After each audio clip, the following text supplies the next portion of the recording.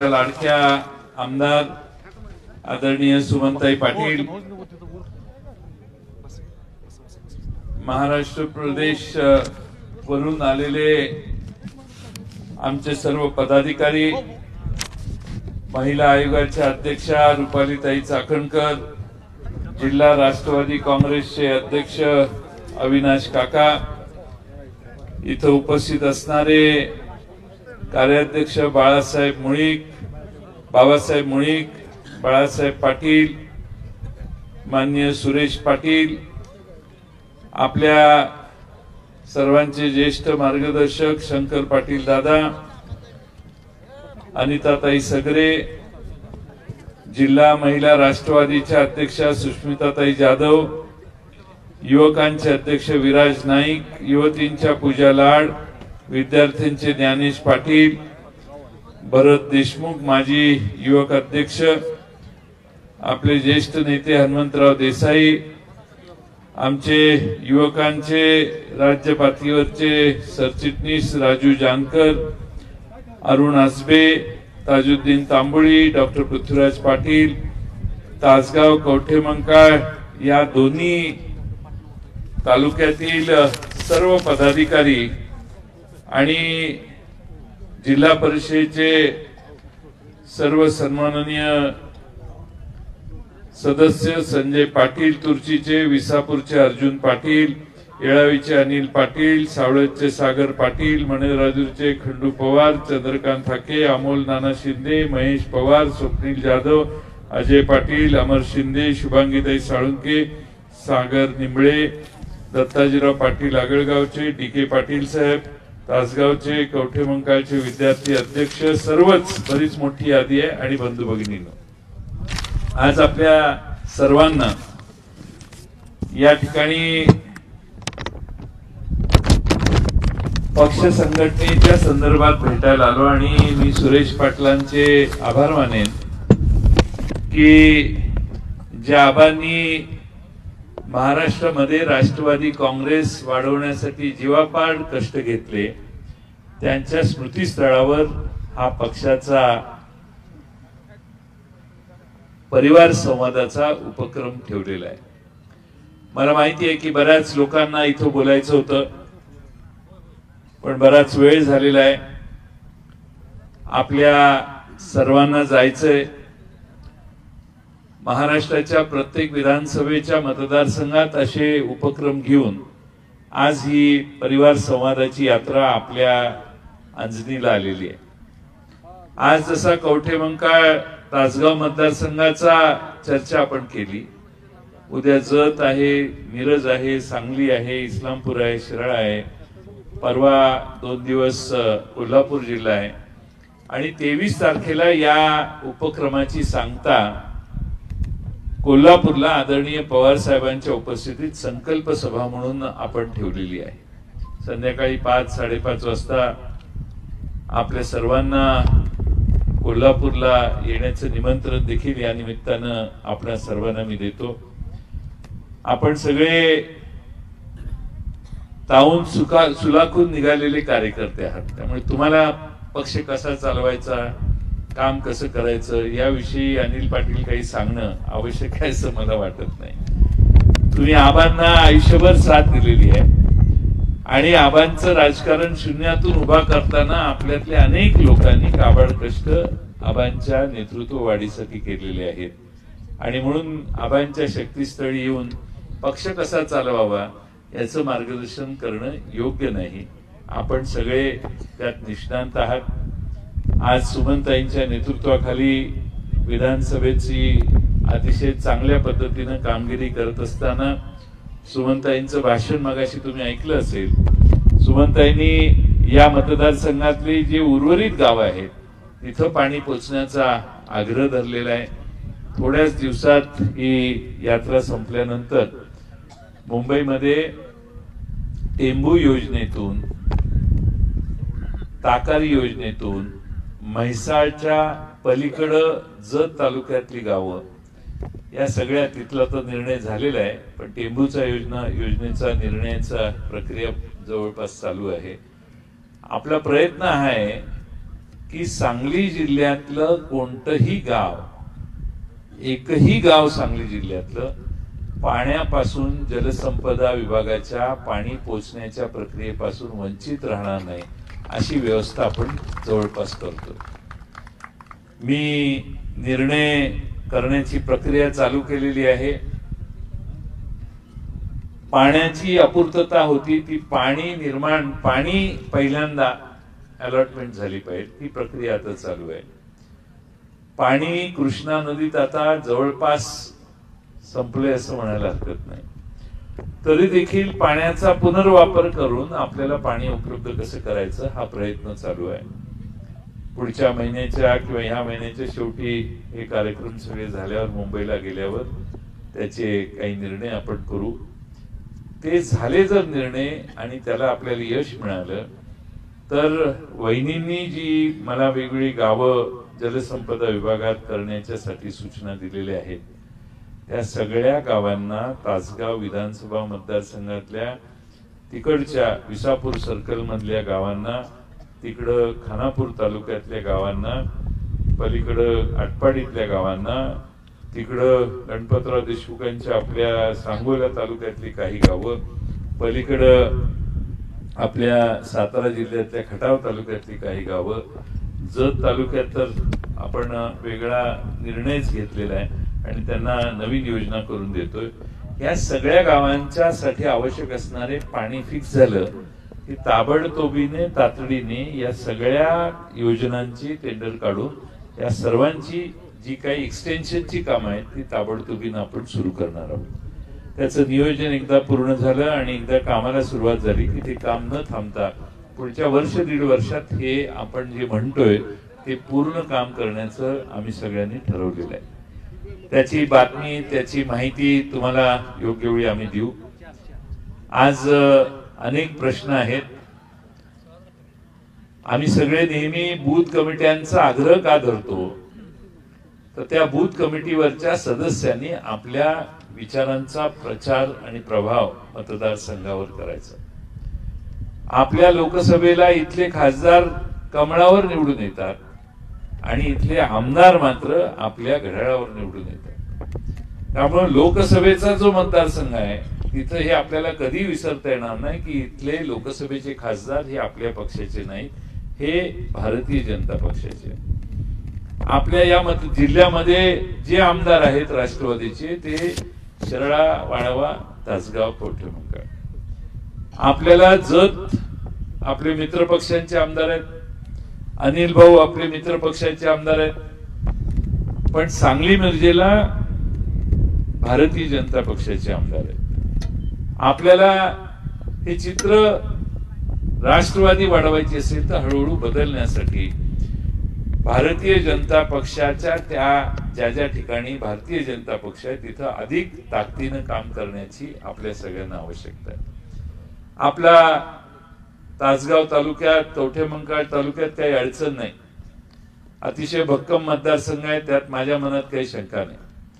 पण booth committee जर आपण केली तर बूथ कमिटीचं काम हे आतापासून सुरू झालं तर 2 वर्षानंतर फारशी गडबड न होता शांतपणाने आपली निवडणूक होऊ शकते.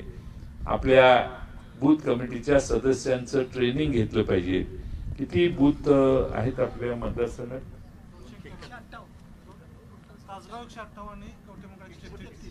टोटल 291 बूथ वर 10 जरी धरले तरी साधारणपणे 3,000 कार्यकर्ते आपले बूथ कमिटीवर काम करणारे तयार केले पाहिजे.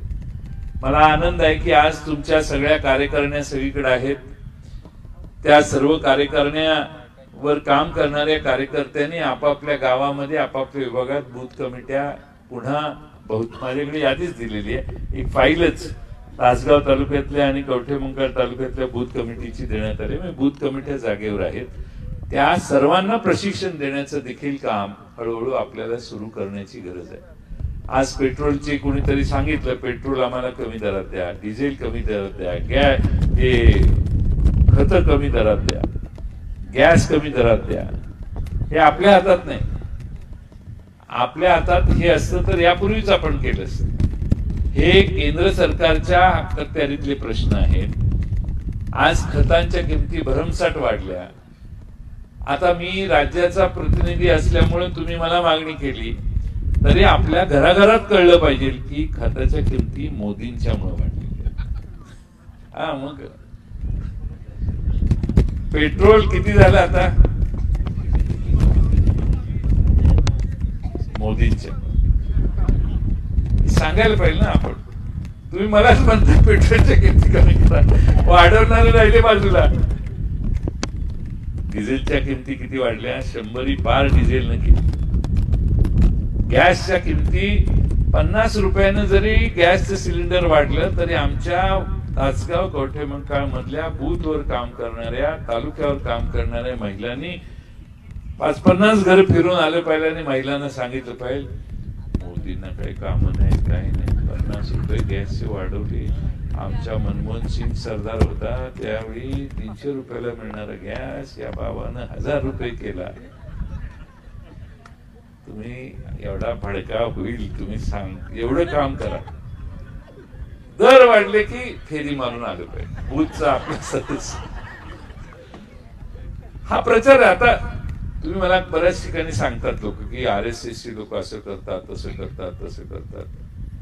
आता RSSची लोक काय करतात आपल्याला माहित नाही, पण मी एक नवी संकल्पना काढलेली आहे की दर महिन्याच्या पहिल्या शनिवारी गावात सगळ्यांनी बसा. राष्ट्रवादीला मानणारे जे म्हणून आहेत त्यांनी आपल्या गावात बसावं. आता अर्जुन पाटलांनी दुसरीकडे कुठे जायचं नाही, त्यांच्या गावातच बसायचं. गावात जी पार्टी आहे ती सगळी आपली घेऊन एकत्रित बसायचं आणि लोकांना बोलायला द्यायचं. लोक बोलायला लागले की नवे नवे विषय पुढे येतात. आता आज मी साखराळा बसतो, तर साखराळा युक्रेनवर रशियानं का हल्ला केला, इथं पासून माझ्या साखराळमध्ये चावीला पाणी का येईना झाले इथपर्यंत सगळी चर्चा लोक करतात. पण लोकांना हे माहिती आहे की राष्ट्रवादीची पहिल्या शनिवारी बैठक होते, इथं गेलं की आपल्याला आपले मुद्दे मांडता येतात. कुठल्याही गावात कवठेमंकाळ तासगाव मध्ये आपली पार्टी छोटी नाही. 5, 50, 100, 200, 300 लोक एकत्रित जमू शकतात आणि तिथं गावात काय चाललंय, तालुक्यात काय चाललंय, जिल्ह्यात काय चाललंय, राज्यात काय चाललंय, देशात काय चाललंय, जगात काय चाललंय ह्याची चर्चा करायला संधी लोकांना दिली. आणि मग त्यात शाहू फुले आंबेडकर किती महत्वाचे आहेत, छत्रपती शिवाजी महाराजांनी काय केलं, धार्मिक टोकाची भूमिका कशी लोक घेत आहेत, या सगळ्यांच्या विषयी चर्चा करून लोकांच्या मध्ये अभिसरण झालं पाहिजे. ह्या सगळ्या विचारांचं आपण एकदम अचानकपणे लोकांच्या पुढे जातो आणि म्हणतो शाहू फुले आंबेडकरांना आम्ही म्हणतो मत द्या. अरे पण शाहू फुले आंबेडकरांनी काय केलं हे सांगायला कधी बाबा तू प्रयत्न केलास का?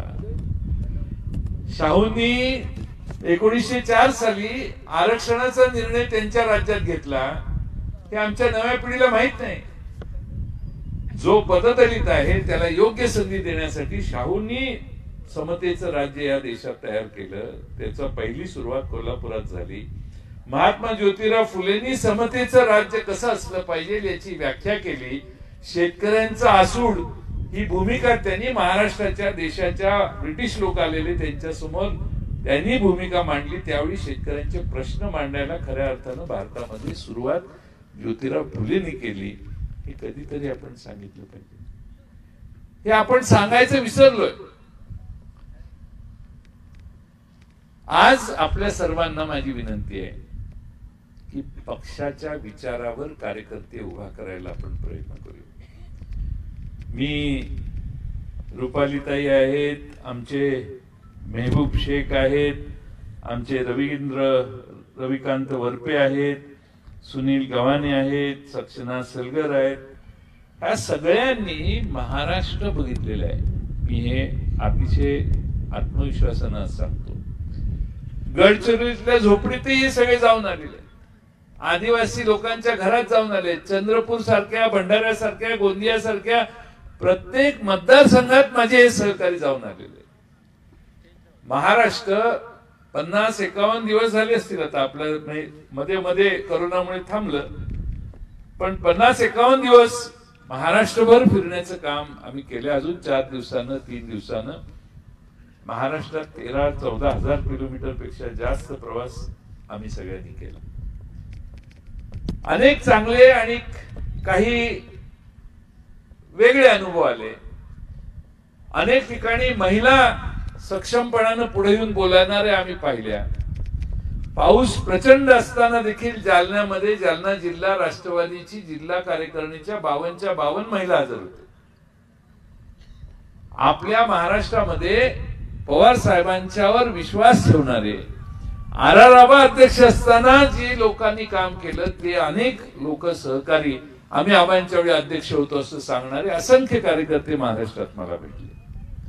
हा पक्ष महाराष्ट्रात सगळ्यात मोठा होऊ शकतो. पवार साहेबांच्या सारखं नेतृत्व आपल्याकडे आहे.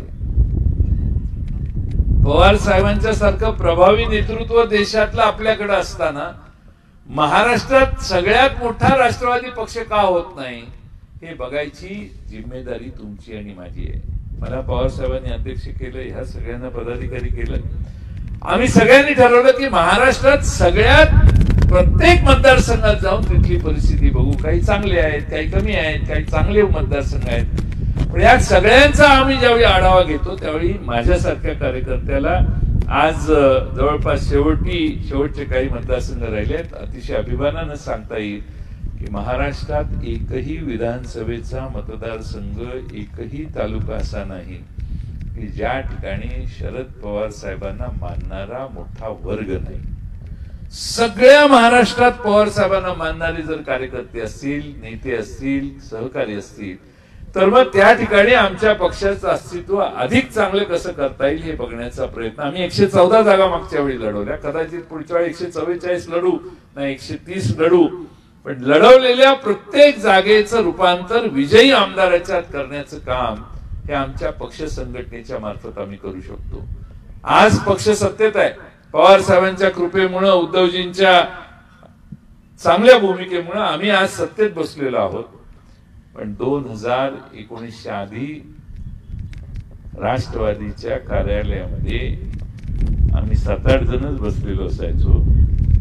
माणसं जायची संख्या जास्त होती, येणाऱ्यांची संख्या कमी होती.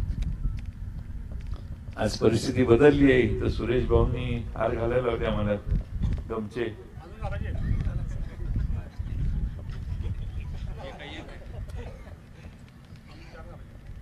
हे मागच्या विधानसभेच्या नंतरच चित्र सुरू झालेलं.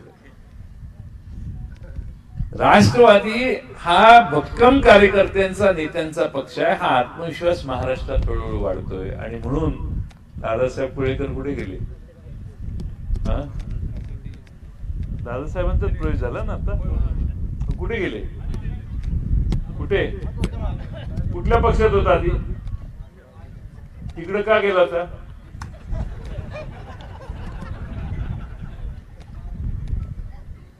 अरे गोळी मार यार मार्केट कमिटीला. मार्केट कमिटीत पडलो होतो म्हणून तिकडे गेला. अरे काय पक्षाचा विचार. आता ही शेवटचा पक्ष तुमच्या आयुष्यातला.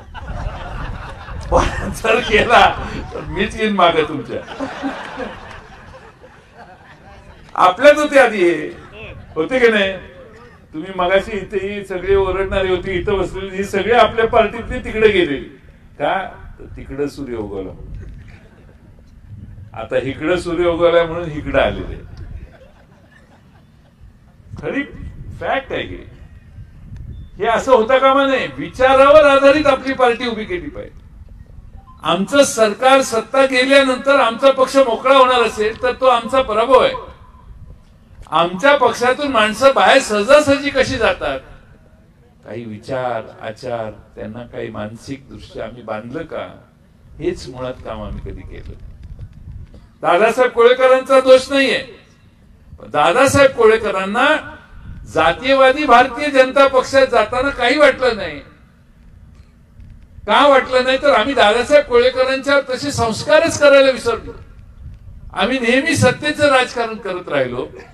त्याऐवजी इथून पुढे महाराष्ट्रामध्ये पक्षाच्या विचारावर माणसं उभा करायला पाहिजेत. हाके तुम्ही कुठल्या पक्षात आहे? हसताय का? ही कवटमंगळाला लय विचारावं लागतं. अजून माझ्याकडे यादी आली, अजून पक्षप्रवेश आहे. आणि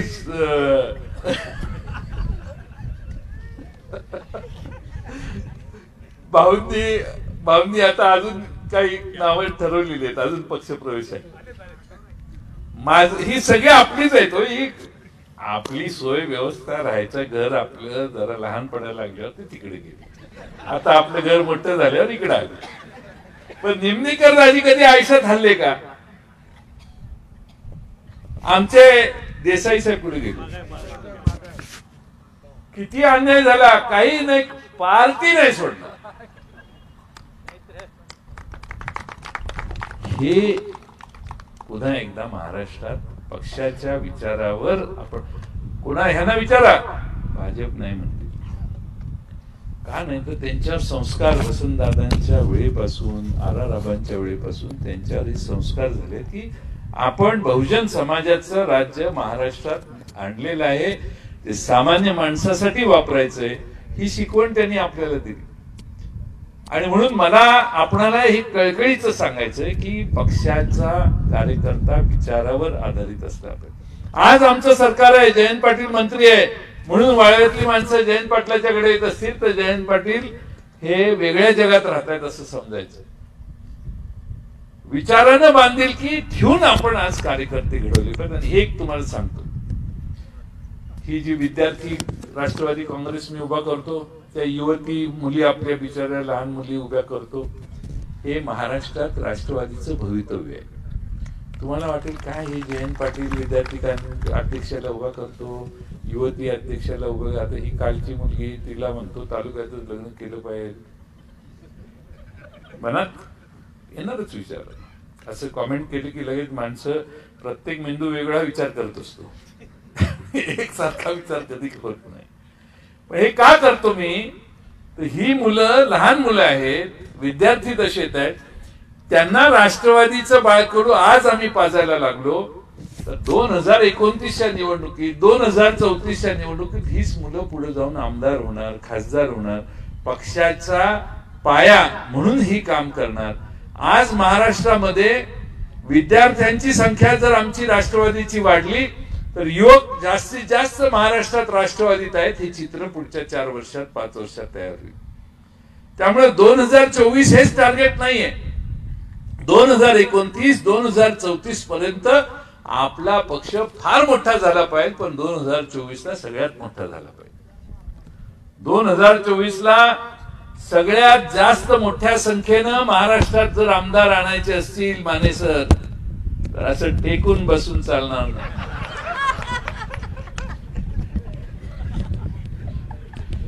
सगळ्यांनी, कारण तुम्ही काम केलेलं आहे, मी डोळ्यानं बघितलेलं आहे, तुमच्यातला चलाकपणा मी फार जवळून बघितलेला आहे, ऍक्टिव्ह होते ते.